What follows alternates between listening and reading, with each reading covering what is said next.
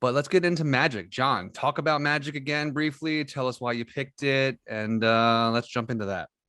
Well, Magic is a movie from 1978 that was written by the great William Goldman. If you want to see why I say the great, just look at the other screenplays he wrote.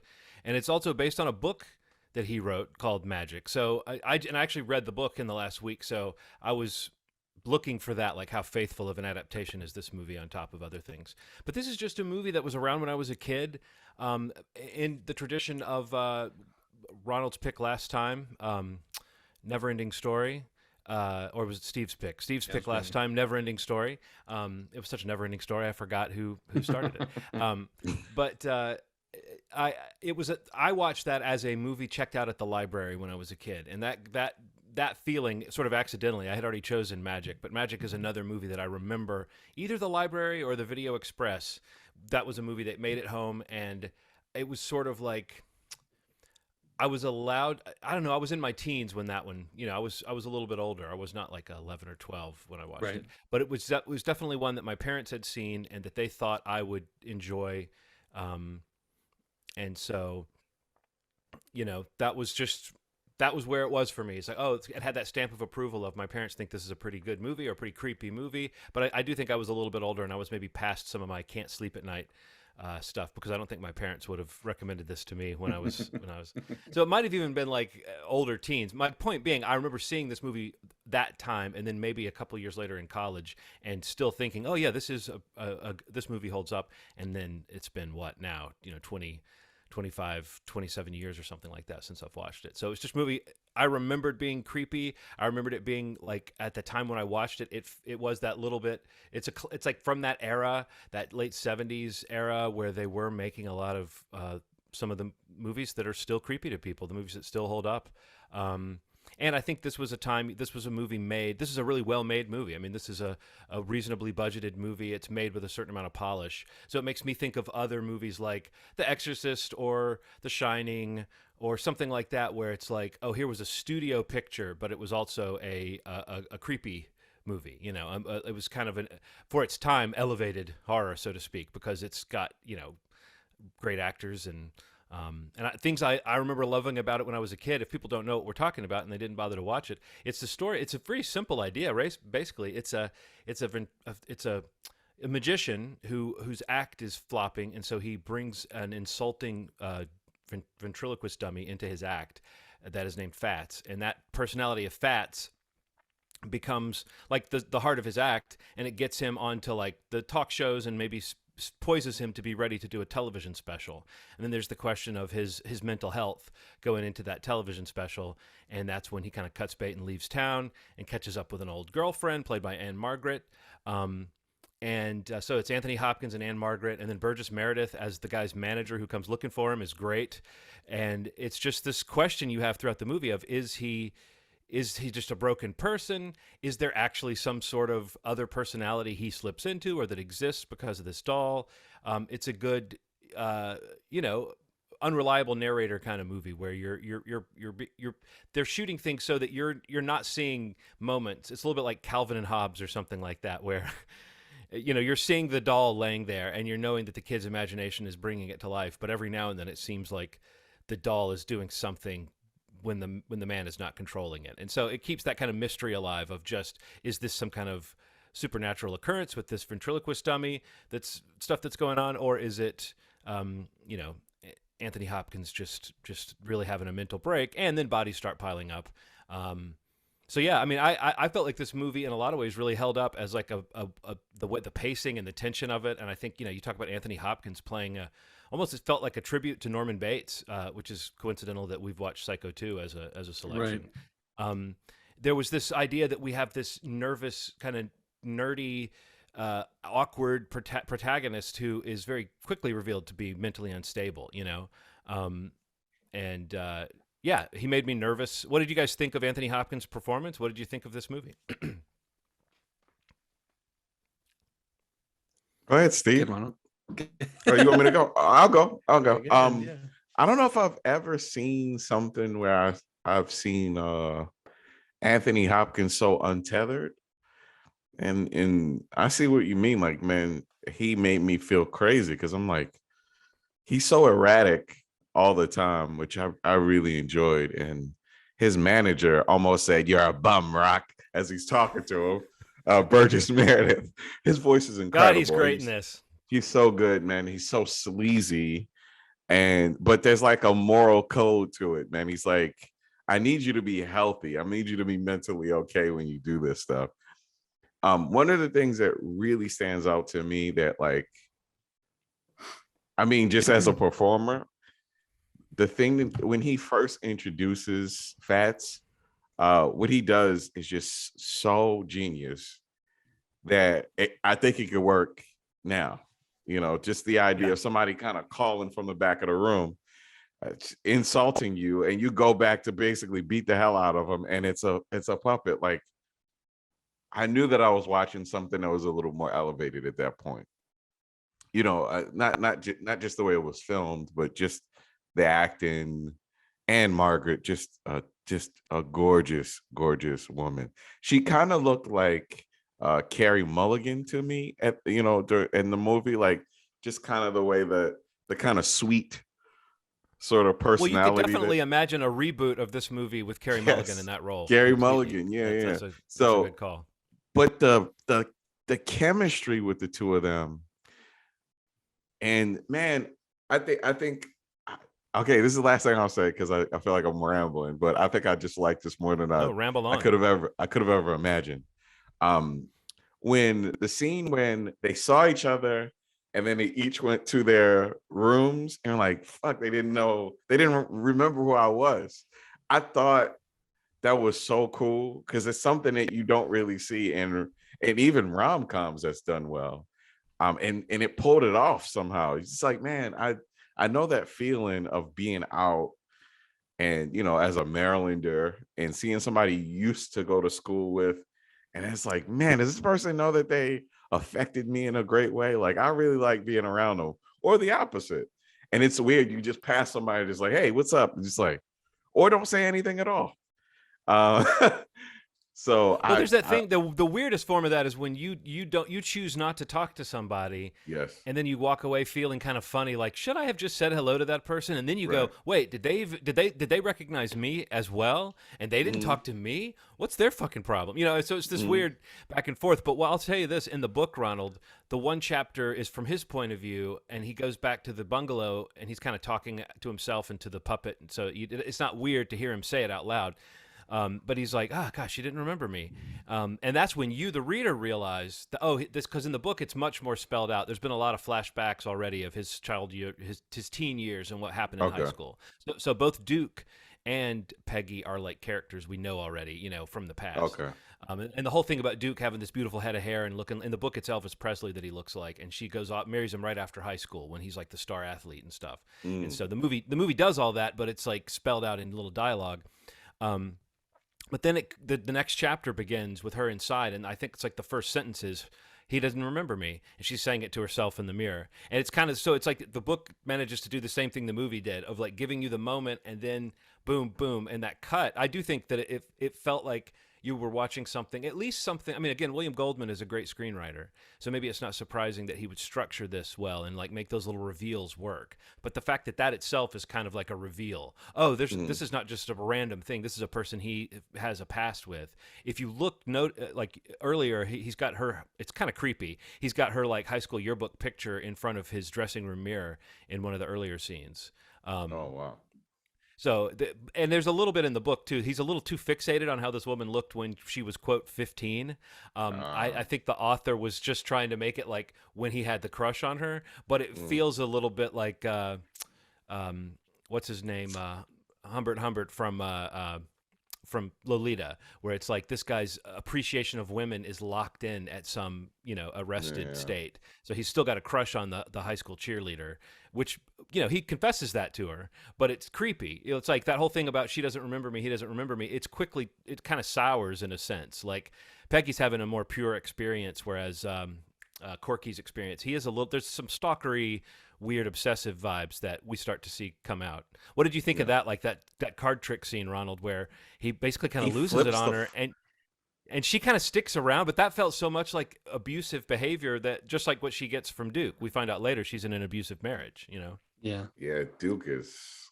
Do you I mean, do you but think he actually got the right card in that scene? I don't know. I I don't don't think think we so. saw her card though. I think it was the three of clubs. No, Oh, really? I don't remember Yeah. seeing her card. I think it was the three of clubs. I thought But I she think in the didn't get it. context I thought in that the he context didn't of the get it. book, she was relieved. So did I. Yeah. She was relieved that he got it because she didn't want him to flip out like that. But I think in the movie you see that it was something he did that trick that way on purpose. You know, he, Okay.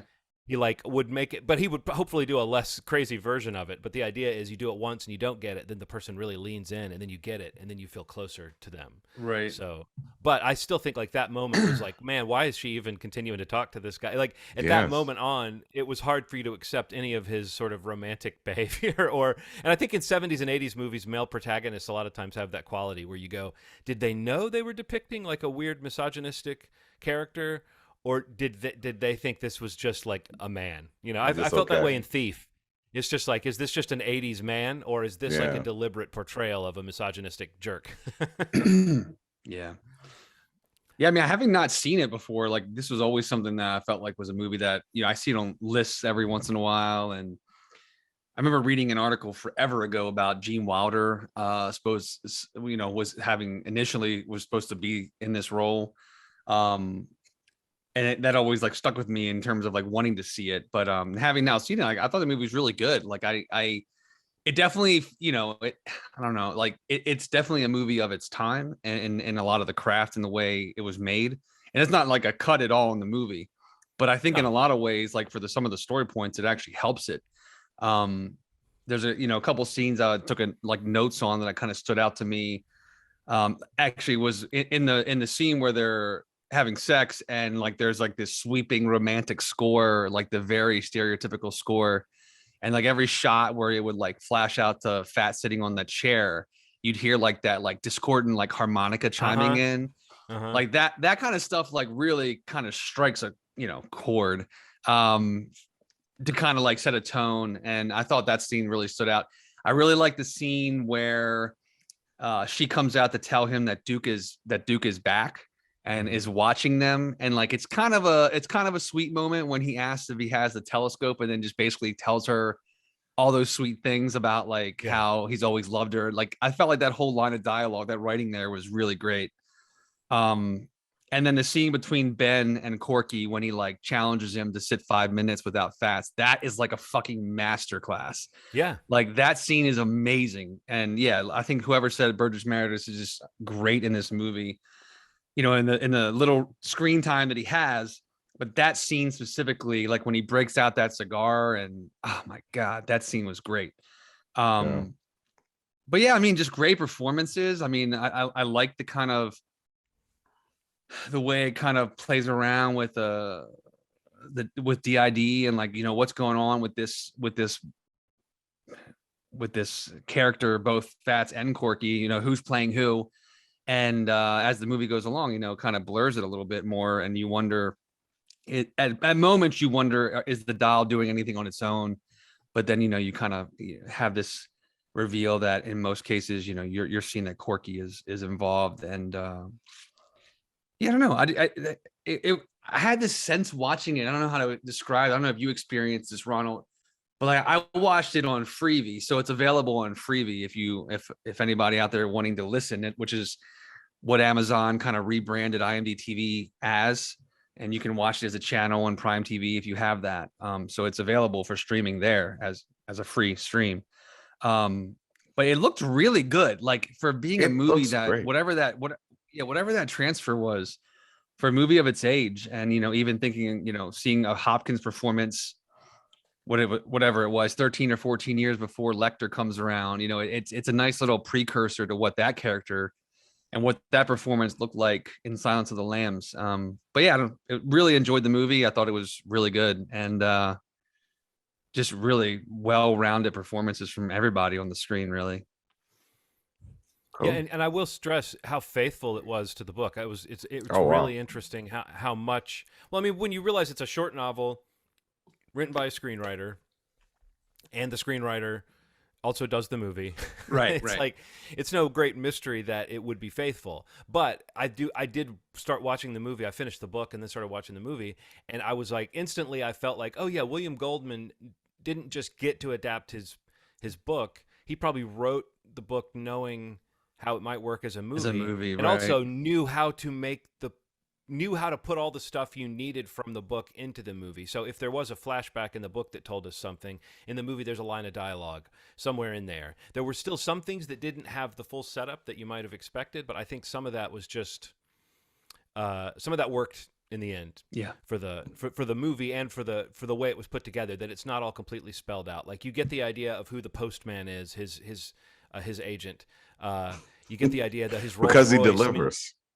right, but I love that, and I also love that they call him Gangrene because he's old, and but like his name is Ben Green. And then earlier we have that moment where he's getting out of his car and he says nobody touches a Rolls but a Rolls man. And then later the Rolls Royce becomes important. So it's like there's all this really expert. Like you could imagine William Goldman giving a lecture on like thriller structure and talking about how the reveals in this movie work. Because when we get to that last moment where whatever, I forget exactly how he says it, but Fats is saying to Corky as they're bleeding out, as they're both dying, us was you. Us was always you, kiddo, or whatever he says, or schmucko, he says to him. So it's like it does answer that question that it's but there are a couple of moments where that doll's eyes move a little bit or where it shifts slightly where no one's near it. And I think those moments are so expertly inserted into the movie that they're really just there to make you feel like maybe you're losing your mind a little bit while you're watching it. Because it seems like it's very clearly set up that Corky is behind the killings. I don't know. And then I think all the business with disposing of a body, it feels very Hitchcockian when a movie spends time on like the nitty gritty aftermath of like, okay, there's not just been a murder, but now you've got to get rid of a body. Oh, and guess what? The guy's not dead, and he's more of a fighter than you might have thought. All that stuff is really fun. But Steve, I also wanted to call out that moment. Can you let Fat sit still for 5 minutes? Yeah. Can you just not can you not be the puppet for 5 minutes? And Anthony Hopkins sitting there, fantastic for both of them. I love the way he's drawing it out and the way he slowly checks the time, and he takes out that big cigar and starts smoking it. And Anthony Hopkins, is doing a fantastic, you said masterclass, but like it's tough for him, but you don't realize maybe until that moment that even he realizes like he says like I don't think I can make it. He's like halfway. Yeah, barely halfway. He's like, I'm not gonna make it.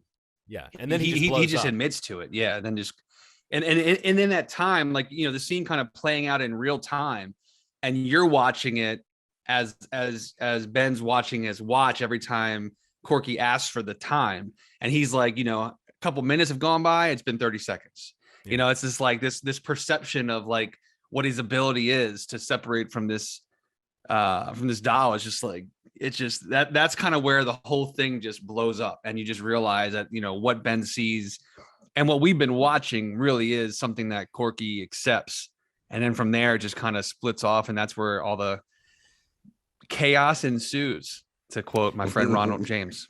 So as for a scene that's not in this movie, though, I believe I said last time one of my all-time scare scenes I think is in this movie. And I was watching the movie and I was like, it's not in this movie. And here's a moment. Now I'm throwing it out to you. I'm throwing it out to the world. What movie is it? I feel like it has to be an old movie because I've known this scene most of my adult life, where someone goes to look under the door and the eyeball is right there. Like, I thought it was the dummy at some point in this movie that someone looks under the door to see what's going on, and the eye is just right there. But now I'm like, well, what movie is that in where someone is like, you can imagine the tension of like looking, you're about to look, and then you get down there, and then it's like, it's just staring right back at you. It's not, it's like, it's not what you expect. And that moment freaked me out. But now I'm wondering what movie it's from. Now I'm also wondering, like, did I somehow combine the moment where she's talking and seeing the movement under the door with some other, like, did I conflate things? But I think it's a moment that I'm just, I put in this movie, and it's not in this movie. So now I throw it out to the world. And I tried to look it up online, and it was hard to find because he put in, like, scary scene where someone looks under door. It's like, you'll get a very unique description. You'll get a few hits, but sometimes when all the hits are like from the last 10 years, you're like, nah, I know this is not the thing I've been thinking about since, at least the 90s. So anyway, Yeah. I will investigate. But I'm glad you guys liked it. I Oh, really I did liked feel it like a this lot. was a fun movie to watch. And I know we've said it already so many times, but like that performance of Burgess Meredith, it's that perfect kind of character actor character in a movie like this. It's like he's not one of the leads. But Right. every scene he's in, he just brings it to life, and he becomes so important in that moment where he's the one person maybe who can say to Corky, you need to check yourself. There's no one else in his life really who knows him well enough to tell him that. Yeah, that scene's great.